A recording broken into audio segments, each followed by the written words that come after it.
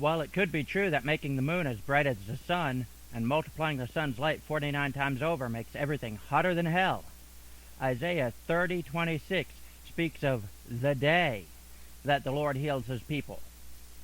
Unfortunately, snide morons on the internet cannot read that well. So snide morons use a part of that verse to make other snide morons think that heaven is hotter than hell, because snide morons on the internet are snide morons on the Let's Blending.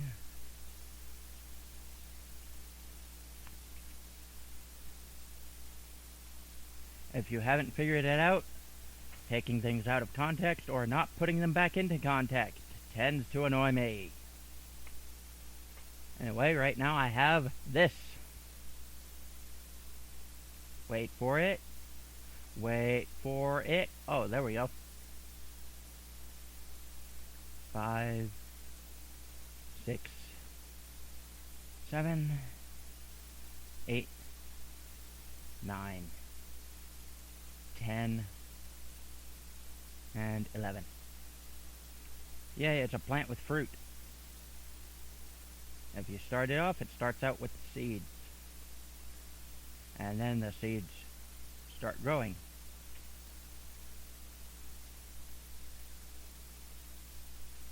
3, 4. Basically, we have this, the plot. It thickens, especially if you use size Z, or hit S and Z. See? It thickens, everybody. And then we have this, a cube. I think that was a really horrible movie, and then they made another. They should have made a third, the cube cubed. But the second one should have been the cube squared.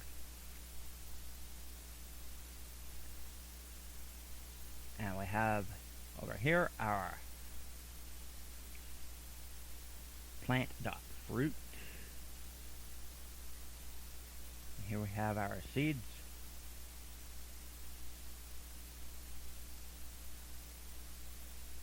And here we test.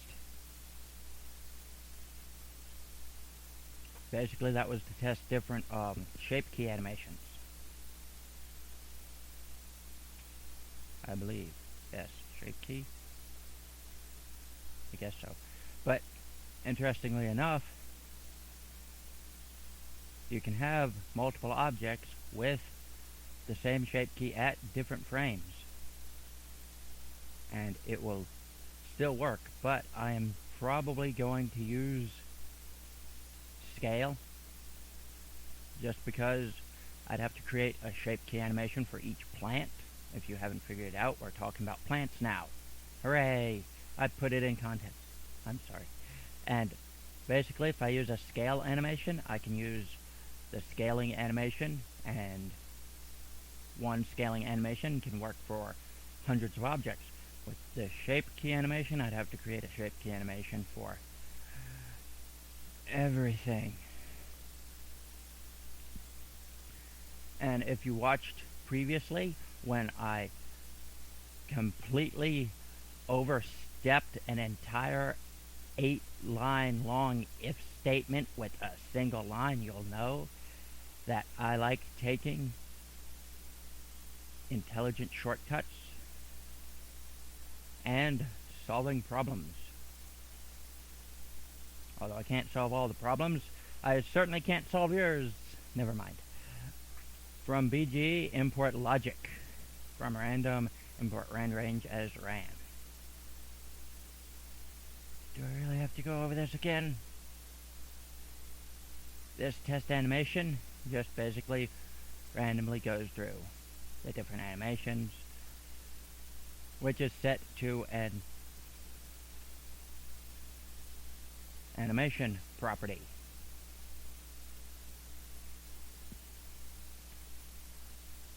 Basically, I have the animation property on here and the animation property on here, even though it's slightly redundant. You know how to spell that word now. Def set plant controller, we give it the controller, we get the owner with controller.owner, child equals own.children 0.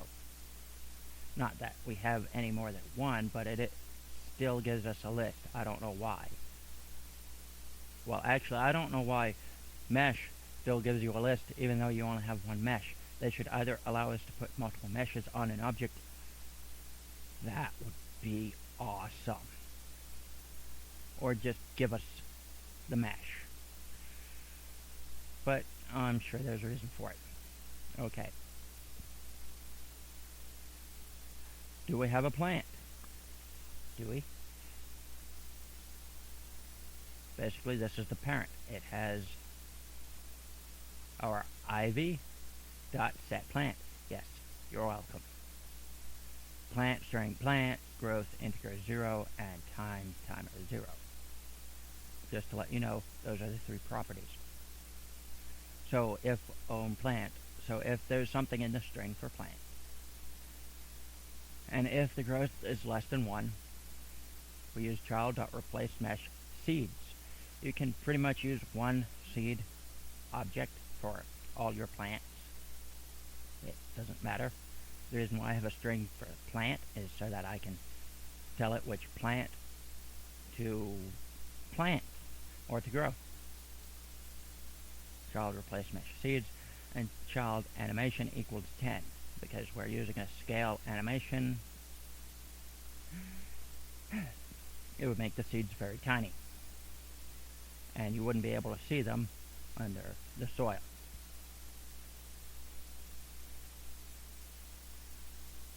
Else if own growth is greater than 10, child replace mesh own plant plus dot fruit. We're creating the plant dot fruit string. When you go and pick the fruit, it'll reduce the child animation, or it should. When I'm through programming it, it'll reduce the child animation and then revert it, and you'll get the fruit or fruits. Child any equals own growth. This is to make sure that the child animation equals the current growth.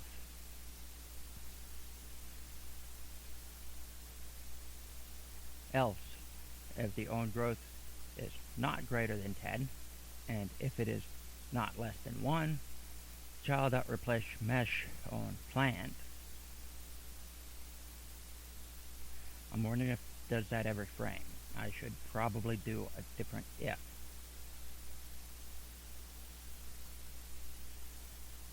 I don't think it matters right now.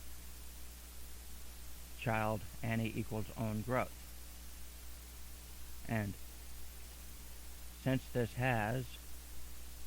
child has a logic brick setup for the property, if it is changed,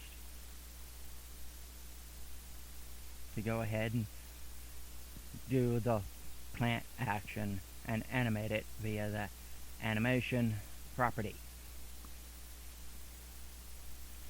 Else child replace mesh own plant, child any equals own growth. If own time is greater than or equal to 2, own growth plus equals 1. Child any equals own growth, and own time equals 0. When time is greater than or equal to 2, we add to its growth, and we set the timer to 0.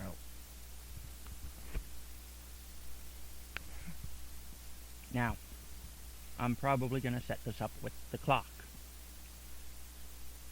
so that at a specific time, your plants will grow. I'm also going to do something similar with the grass, but you won't have to water it. This will be expanded to have a flag to decide whether or not the plant has been watered or not.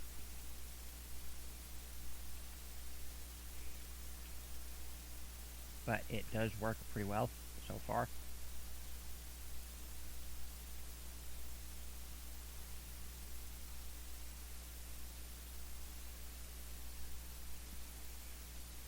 And I'm going to have 8 4x4 plot areas, 2 rows of 4, and 64 grass areas, and 8x8 area.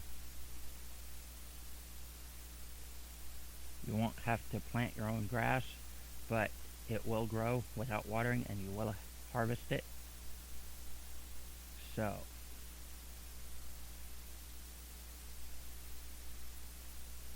let's bring this up. The mapobjects.blend file. Pretty much soon going to be renamed to the game, which you just lost. I've been waiting to do that for about 5 seconds. Okay, we generate our time. You've probably gone through this. Generate plots. Logic.global dictionary. Plots equals an empty dictionary. Empty plot equals plant none. XP 0, level 0, fertile 50. Tox 0, watered false. Now, we don't have a plant there. And we don't have any experience points. As it gains experience points, it'll check to see if it levels up. Each plant is going to have 10 levels, but they'll have different experience points to get to each level, so some will grow slower than others. The more fertile your ground is, the faster your plant will grow. The more experience points it gets. The more toxic it is, the less it will grow, and it might actually die if toxicity overtakes fertility. Basically, if you put a whole lot of fertilizer on your ground, it'll get toxic. If you put a whole bunch of chemicals on there, it'll get toxic. And water, whether or not it's watered. If it's raining, it's watered. New plot dictionary equals none for I in range 128. New plot dictionary equals plot plus string I equals empty plot. And I'm going to have a property on each plot. That will be a string. That'll point to this dictionary index. Logic.global dictionary plots equals new plot dictionary. That generates the entire empty plots dictionary for a new game and adds it to logic.global dictionary plots. Gen grass. Logic global dictionary grass equals an empty dictionary. Grass list equals a list for I in range 64. Grass list plus equals 5.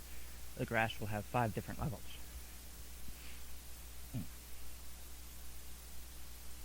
Although I might expand it to 10. That way you can have grass and you can have long grass, and as you harvest the grass when it's fully grown, you'll get more fodder or feed for your animals. Although, if any of you have ever played the original Banjo-Kazooie and gone to the Click Clock Woods area, just before you get there, there's some grass that'll go over your head. If you go into first-person view mode while your character is under the grass, it's rather interesting. Not only does it tint the ground slightly green, you're actually inside the grass, which looks neat, but I'm afraid of Z clipping. But I'll deal with that when I get to it. It doesn't matter right here. Okay, and logic.global dictionary grass equals the grass list, and all generate inventory, item dictionary, time, plots, and grass. So we hit play, start it,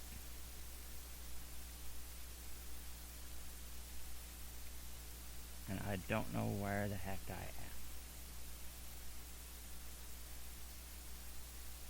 Hooray. But we do have our dictionary keys. Inventory, time, plots, grass, items. Which I am printing.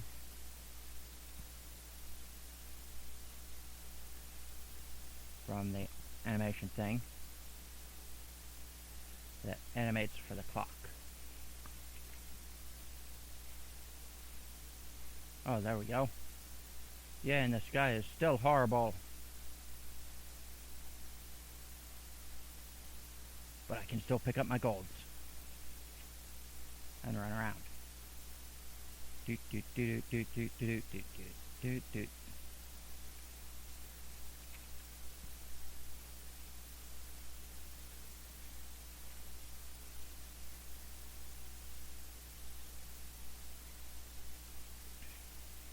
And just in case you're wondering, the player's farm will be somewhere in here, probably around in those 4 squares. They'll have quick access to water, their whole farm area, house, barns, fields, grass area. And I've got to create some shorelines. You'll wash up somewhere around here. But this is usually as far as I get in creating most games. So if I create another Let's Blending, it's because I've broken past my,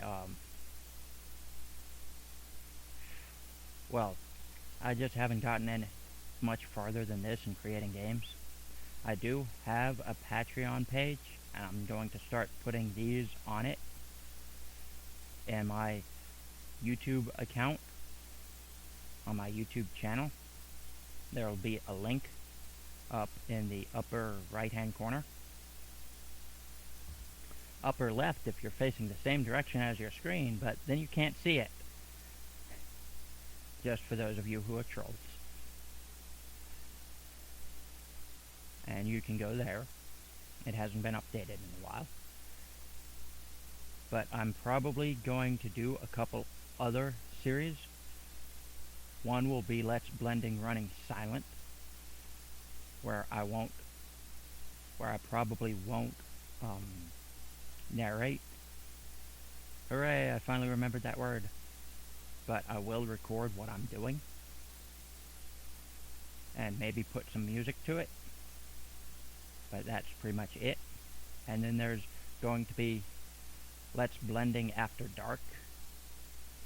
Now, the thing about this game is I may or may not add some very mature content to it. If I do, it'll be in Let's Blending After Dark,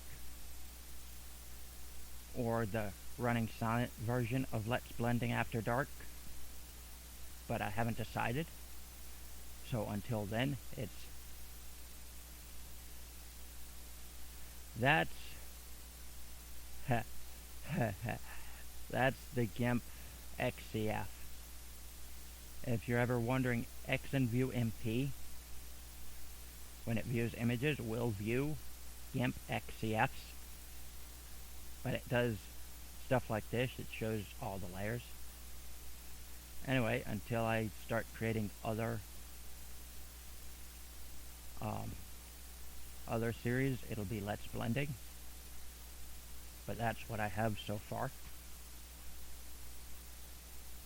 And hopefully I'll continue working on this. Now I do have to create the entire global dictionary for all the characters and the player. If any of you know any good music on YouTube, I don't really want to use their music as background music. I might look at some of them, but I might try to get music from OpenGameArt, which I'll probably have to download through my phone, because I only connect to the internet with my laptop once every week, because I'm picking blueberries. I hate blueberries, but I don't mind picking them to earn money, and it's a seasonal job. So you probably won't see this until sometime after Saturday. And an interesting thing to note, which doesn't have anything to do with Blender, Saturday is the actual biblical Sabbath, not Sunday, which everyone's been led to believe by the Roman Catholic Church. I wonder, I think I remember them, nailing a guy to a cross once. You know, the Romans, they don't teach you that, though, very much. Also, for the heads-up display, I'm probably going to only have it appear when needed. And the clock and money will be in the inventory, because when you're looking around, you don't actually see a heads-up display. But then again, you feel when you're hungry, and you can't feel when you're hungry in a game. So I'll just have that stuff pop up whenever it gets below halfway.